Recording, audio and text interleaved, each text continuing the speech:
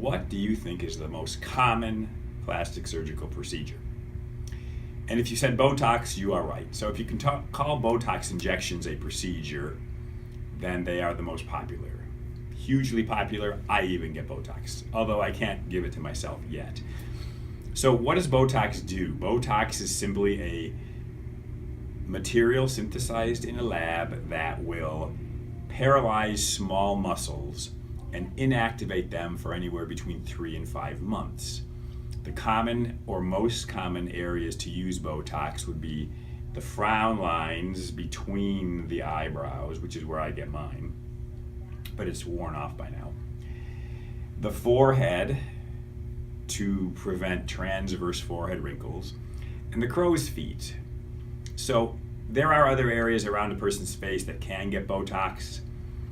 However, not as commonly, maybe a little more likely to cause funny faces is essentially the main complication of Botox. So if you do it, or if the person who's doing it is skilled and knows the anatomy, generally it's a procedure without real complications. Maybe you get a bruise now and again. But you have to have the person who's doing it has to be careful, and especially these muscles, which all act around the eyes, but mainly what they're doing is possibly affecting the position of the eyebrows.